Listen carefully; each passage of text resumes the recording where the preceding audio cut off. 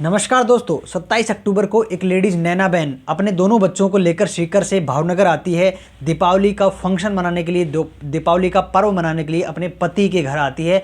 उसका पति forest officer है, 1 साल पहले ही प्रमोशन हुआ है, अच्छी फैमिली है, वेल सेटल्ड फैमिली है। अपने बच्चों को पढ़ाने के लिए वो सीकर रहती थी, क्योंकि दीपावली मनाने के लिए वो यहाँ आई थी। और 5 नवंबर तक वो उसके घर पे रहती है, अपने पति के घर पे रहती है, शैलेश के साथ रहती है। 7 नवंबर को अचानक से गायब हो जाती है, और सिर्फ वो ही नहीं, उसके दोनों बच्चे भी गायब हो जाते हैं। और जब इस खबर को पता चलता है तो 7 नवंबर को उसका पति खुद का ही अपने बच्चों की और अपनी बीवी नैना की कंप्लेंट दर्ज कराता है भावनगर के लोकल पुलिस स्टेशन में कि मेरी पत्नी गायब है, मेरे दोनों बच्चे गायब हैं। जब पुलिस वालों ने ये कंप्लेंट दर्ज करी तो सोचते हैं कि एक फॉरेस्ट ऑफिसर, एक पुलिस कर्मचारी के साथ, एक सरकारी कर्मचारी के साथ कुछ ऐसा हो रहा है, तो आम जनता के साथ क्या होगा। इस चीज़ पे, इस बिना पे लेके वो जल्द से जल्द उसको सर्च करने की कोशिश करते हैं। उनको लगता है कि कोई हो सकता है कि कोई अफेयर होगा, हो सकता है कि कोई एक्स्ट्रा मैरिटल अफेयर हो, तो पति का भी हो सकता है, जिसके कारण वो इरिटेट होकर छोड़ के चली गई हो बच्चों को लेकर, या फिर उसका खुद का भी हो सकता है, इसलिए भी वो जा सकती है। तो इन चीज़ों की वो जाँच करने लगती है, तो उनको ऐसा कुछ नहीं मिलता है, क्योंकि उनके कॉल डिटेल्स वगैरह सारी चेक की जाती हैं, तो उनको कुछ मिलता नहीं है। उन्होंने जितना भी उनके बिहार पे चेक किया, और ना ही उसके पति शैलेश का मिलता है। तो उनको थोड़ा सा कोई मामला पेचीदा लगता है कि यार एक्स्ट्रा मैरिटल अफेयर भी नहीं है, फिर भी क्या हुआ। तो शैलेश को पूछताछ के लिए बुलाया जाता है और उससे पूछा जाता है कि आप मुझे सच सच ये बताओ कि आखिर क्या हुआ है। तो वो सारी चीज़ें बताता है। तो क्या आपने सोचा कि एक सरकारी कर्मचारी की वाइफ घर आती है, उसके पास घर ही रहती है, फिर भी 5 तारीख तक रहती है, 6 को भी कंप्लेंट वो दर्ज नहीं कराता है, 7 तारीख को दर्ज कराता है, अचानक से उसके घर से गायब हो गई। चलिए इस घटना को पूरी को सुनते हैं। मेरा नाम उमा शंकर है, मैं ऐसी घटनाएं आपके लिए लाता रहता हूँ हर शाम 6 बजे। चैनल पर बने रहने के लिए सब्सक्राइब बटन दबाएं, वीडियो अच्छी लगी तो लाइक करें, और अपना प्यारा सा नाम लिख दें कमेंट बॉक्स में, और आप कहाँ से देख रहे हैं मेरी वीडियो ज़रूर बताएं। दोस्तों, जब वो कंप्लेंट दर्ज कराता है तो पुलिस वाले इन्वेस्टिगेशन करते हैं, उससे पूछताछ करी जाती है कि आखिर में आपसे क्या बातें हुई, क्यों वो चली गई, कोई झगड़ा तो नहीं हुआ, कोई बहसबाजी तो नहीं हुई। तो वो बताता है कि नहीं जी, मेरी कोई बहस नहीं हुई, दीपावली मनाने के लिए 27 अक्टूबर को वो घर आती है, 5 तारीख तक मेरे साथ थी, उसके बाद में वो नहीं मिल रही है। तो पुलिस वालों ने पूछा कि भाई आपने 7 को क्यों कंप्लेंट दर्ज कराई। तो बोलता है कि मैं नॉर्मली, मुझे लगा कि हो सकता है कि नाराज़ होकर अपने पीहर चली गई होगी, या फिर यार दोस्तों के पास चली गई होगी, जो भी इसके दोस्त हैं उनके पास चली गई होगी। तो मुझे ऐसा कुछ नहीं मिला, मैं अपने बिहाफ पे पहले ढूंढता रहा कि भाई पुलिस वालों को क्यों ही परेशान करना है, थोड़ा मैटर बड़ा हो जाएगा तो मिल जाएगी, इस चक्कर में मुझे नहीं मिली। तो पुलिस और ज़्यादा इन्वेस्टिगेशन करती है, लेकिन पुलिस के कुछ हाथ लग नहीं रहा था। तो उनके कॉल डिटेल्स, सीडीआर वगैरह निकाली जाती है, तो उनके कोई भी एक्स्ट्रा अफेयर भी नहीं थे जिसके बिना पे वो किसी को अरेस्ट कर सके, उनसे पूछताछ कर सके। लेकिन अचानक से कुछ ऐसा हुआ, वहाँ के जो लोकल लोग हैं उनसे पता चला कि यहाँ पे कुछ दिन पहले एक मशीन आई थी खड्डा खोदने के लिए। तो उनको थोड़ा सा डाउट होता है, तो वो खड्डा खोदने के लिए कौन बुलाएगा, शैलेश बुलाएगा। तो शैलेश की कॉल डिटेल्स और ज़्यादा डीपली निकाली जाती हैं। तो उनमें एक नंबर जो हाईलाइट होता है कि इस नंबर पे 27 तारीख से लेकर और नवंबर के महीने में 5-7 तारीख से पहले ही कुछ ज़्यादा बातें हुई हैं इनसे। तो उस नंबर को उठाया जाता है, और वो एक अलग ही फॉरेस्ट ऑफिसर है, उसी की जो है टीम में काम करता है, फॉरेस्ट ऑफिसर ही है। तो उसको पकड़ा जाता है, उससे पूछताछ करी जाती है। तो बताता है कि 2 नवंबर को शैलेश का फ़ोन आता है मेरे पास, और वो बोलता है कि मुझे मेरे घर के अंदर ही आसपास, मेरे घर के पीछे खड्डा खुदवाना है। तो हम वहाँ पे जाते हैं, खड्डा उसने खुदवाया। वो बोला कि मेरा कचरा बहुत है, मैं कचरे को वापस उसके अंदर डालूंगा, और उसने उस खड्डे को वापस से दबा दिया। और जब उसके खुद के बच्चे वहाँ पर आते, या फिर कोई भी पास के मोहल्ले के बच्चे जब वहाँ आते थे, तो उनको बोलता था कि यहाँ एक बहुत जहरीला सांप रहता है, आप लोग यहाँ ना आए, वो आपको खा जाएगा। किसी को भी वो नहीं आने देता था, और हो सकता है कि इसमें कुछ संदिग्ध मामला हो। तो पुलिस वाले इसकी जांच करते हैं, अड़ोस पड़ोसी से पूछते हैं, तो भी उनके हाथ कुछ ज़्यादा खास नहीं लगता है कि ठीक है, खड्डा खुदवाया होगा, कचरे को दबवा दिया होगा उसका सही निदान करने के लिए। फिर भी उनके हाथ में कुछ भी नहीं लग रहा था। अब उन्होंने उसकी डिटेल्स और चेक करी, जो नैना बहन है उसके घरवालों से पूछा कि भाई कोई एक्स्ट्रा मैरिटल अफेयर हो, या फिर कोई लड़ाई झगड़े के बारे में आपको बताया गया हो। तो उन्होंने ये बताया कि जो नैना बहन है वो दूर रहती थी, वो अक्सर बताया करती थी कि वो अपने पति के पास रहना चाहती है, किंतु उसका पति जो है उसको दूर ही रखता है, वो आने नहीं देता है। वो कहता है कि ठीक है, बच्चों की पढ़ाई है, ये है, वहीं रखो। और उसका कहना था कि मैं और आप, यानी कि नैना कहती थी कि मैं और शैलेश आप, हमें पति पत्नी को साथ रहना चाहिए, छोटी सी तो ज़िंदगी है, इसमें भी हम इतना दूर रहती हूँ मैं, बच्चे भी दूर रहते हैं, आप अकेले रहते हो, हमारा मन नहीं लगता है, हमें यहीं रहना चाहिए, बच्चों को यहीं हम पढ़ा सकते हैं। लेकिन वो नहीं मानता था, कुछ ऐसा डाटा उनको आया। फिर उनको शैलेश पे शक और बढ़ता है, तो उनकी वो दोबारा उनके मोबाइल चेक करते हैं तो उनको चैटिंग मिलती है। तो चैटिंग में वो पुरानी चैटिंग पढ़ते हैं कि आपस में क्या क्या बातें करते हैं। और उसके बाद में जब लास्ट जो उनका मैसेज देखा 5 नवंबर का, तो 5 नवंबर का एक मैसेज मिलता है जिस मैसेज के अंदर कुछ ऐसा लिखा होता है जो पहले वाले मैसेज जो करे जाते हैं उसमें उसकी लैंग्वेज मैच नहीं हो रही थी। यानी कि कोई भी का नहीं लेते हैं, एग्जांपल इसी का लेते हैं कि नैना जो मैसेज करती थी सुबह शाम प्यार वाली बातें या फिर जो भी काम कर रहे हैं कुछ भी काम की बातें जो होती थी, तो चैटिंग में जो जो शब्द यूज करते हैं, हर एक व्यक्ति का चैटिंग करने के एक अलग पैटर्न होता है। उससे आदमी है ना, आप भी समझ जाते होंगे, हम भी पकड़ जाते हैं कि ये मैसेज तो इसका टाइप करा हुआ नहीं है। क्योंकि कई बार क्या है कि गुड मॉर्निंग करते हैं तो कोई तो गुड मॉर्निंग GUD मॉर्निंग लिखता है, और कई क्या करेंगे GWD गुड मॉर्निंग अलग से लिखेंगे, कई क्या करेंगे GD मॉर्निंग, ऐसे मतलब सबका अलग पैटर्न होता है। हमें उनका पैटर्न देख पकड़ में आने लग जाता है। तो वो पैटर्न मैच नहीं खा रहा था, कुछ वर्ड्स भी मैच नहीं हो रहे थे। फिर उनका डाउट थोड़ा और बढ़ता है कि भाई कुछ ना कुछ तो मामला यहाँ संदिग्ध हो सकता है।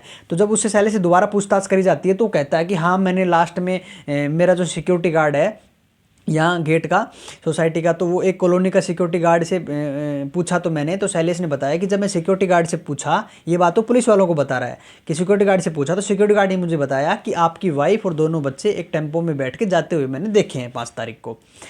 तो बोला कि ठीक है, तो उसका डाटा जो है नोट कर लेते हैं। अब वो पुलिस वाले उस सिक्योरिटी गार्ड के पास जाते हैं और उनसे पूछते हैं कि भाई तुमने ऐसे शैलेश को कहा, तो जाते ही मना कर देता है कि सर मैंने ऐसा कुछ नहीं कहा। मैंने ये कहा था कि एक लेडीज़ 2 बच्चे मैंने देखे ज़रूर थे, लेकिन वो आपके हैं या नहीं मुझे कन्फर्म नहीं है, बाकी मुझे नहीं पता है, मैं उनको जानता भी नहीं हूँ। मैंने उनको मना ही किया था कि एक्चुअल में मुझे ऐसा कुछ नहीं पता है। तो उनको डाउट होता है कि यार ये तो मना कर रहा है, वो तो इतने दावे के साथ बोल रहा था। तो ठीक है, उसके बाद में और जांचें करते। तो जो मैसेज मिला था वो एक्चुअली मैसेज उससे मैच भी नहीं हो रहा था, और उस मैसेज के अंदर कुछ ऐसा लिखा था कि शैलेश आज के बाद तुम्हारा और मेरा रिश्ता ख़त्म है, मैं कहीं और तुम्हारे साथ नहीं रहना चाहती हूँ, मेरे बच्चों को लेके जा रही हूँ। अगर तुमने मुझे पीछे से सर्च करने की या मुझे खोजने की कोशिश करी तो मैं अपनी जान दे दूँगी, आत्महत्या कर लूँगी, तुम मेरे पीछे मत आना। तो ये मैसेज तो था। अब पुलिस वालों को लगना चाहिए कि हाँ यार ये तो नैना ने किया होगा, लेकिन उसमें थोड़ी गड़बड़ हो गई। गड़बड़ क्या हो गई कि वो जो मैसेज है, जब हम व्हाट्सएप पे किसी को मैसेज करते हैं और अगर हमारा नेट बंद हो तो उसमें एक बॉक्स सा बन जाता है, वो घड़ी, वो टाइमिंग की बॉक्स बन जाती है, वो कब जाएगा, वो जब नेट ऑन होगा तब जाएगा। अब एक्चुअली जब उसने उसका मर्डर किया उसका नैना का, तो उसने क्या किया कि उस मैसेज को करने से पहले फ़ोन फ्लाइट मोड पे था। अब वो मैसेज गया नहीं, अब उससे बढ़िया तरीके से पूछताछ करी। अब पुलिस वाले तो कह नहीं सकते कि मर्डर आपने किया है। अब जब शैलेश को पकड़ा जाता है कि भाई इसी ने कुछ ना कुछ करा है भाई, क्योंकि ये मैसेज तो इसका है नहीं करने का, और जब उसकी चैटिंग देखी गई तो उसके चैटिंग में ऐसे वर्ड हैं जो वो यूज़ करता था। तो अब उनसे क्या किया, और भी चीज़ें देखी कि इसकी लोकेशन देखो। तो लोकेशन देखा तो दोनों ही मोबाइल की लोकेशन, जब नैना बहन के फ़ोन से मैसेज किया जा रहा था तो उसकी लोकेशन शैलेश के घर की, और शैलेश का मोबाइल की लोकेशन भी शैलेश के घर की थी। दोनों ही मोबाइल एक जगह। अगर नैना यहाँ से मैसेज करती तो यहीं क्यों करती, उसको मुंह पे ही बोल के जा सकती थी। यहीं बैठे बैठे उसके पास मैसेज करती तो मैसेज तो तुरंत उसके पास चला जाएगा, तुरंत देख लेता, उसको जाने नहीं देता। तो ये मैसेज तो उसको बाहर से करना चाहिए था। इन द सेंस इस नैना बहन की जो लोकेशन है वो कहीं बाहर होनी चाहिए थी, अदर स्टेट, अदर सिटी की, अदर जगह की होनी चाहिए थी, वहाँ से मैसेज आना चाहिए था। दोनों ही मैसेजेस की लोकेशन एक समय आ रही है, टाइमिंग थोड़ा सा मैच हो रहा है 5 तारीख को, कुछ ना कुछ तो गड़बड़ है। अब उसको शैलेश को उठाया जाता है और उसकी बढ़िया तरीके से खातिरदारी, है ना, मतलब समझ रहे हैं आप, करी जाती है। और जब वो करी जाती है तो फिर वो टूट जाता है और उसने बताया कि सर मैंने इसका मर्डर किया है। तो बोलो कि ठीक है, मेरे आप घर लेके चलो, मेरे साथ घर चलो। तो घर लेके जाता है और घर के पीछे जाके उसी खड्डे की ओर इशारा करता है कि जो कुछ है इसी के अंदर राज है। बोले इसके अंदर क्या राज है, बोले इसको खोद लो। तो खोदा तो 3 लाश मिलती हैं। पहली लाश नैना की, उसके पत्नी की, पूरी तरह सड़ चुकी थी, उसके दोनों बच्चों की, एक तो उसकी बेटी 9 साल की, 13 साल का बेटा भव्य। तीनों की डेड बॉडी उसी के अंदर मिलती है। कपड़े वगैरह जो भी उनके अंडरगारमेंट्स, गारमेंट, जो कपड़े बाहर के, टोटल कपड़े भी उसी के अंदर, और बेड की सीट वगैरह, गद्दे वगैरह सब उसने उसमें डाला हुआ था और दबा दिया ऊपर से। और ये चीज़ें तो बोले खड्डा क्यों खुदवा गया था, बोले कुछ दिन पहले ही मैंने खड्डा खुदवा लिया था और इसमें कचरा डाला था, तो उसी मिट्टी को मैंने 5 नवंबर को उसकी मार दिया था मैंने, और इसी मिट्टी को, ताज़ा मिट्टी थी, खोद के उसके अंदर डाल के वापस मिट्टी डाल दी थी।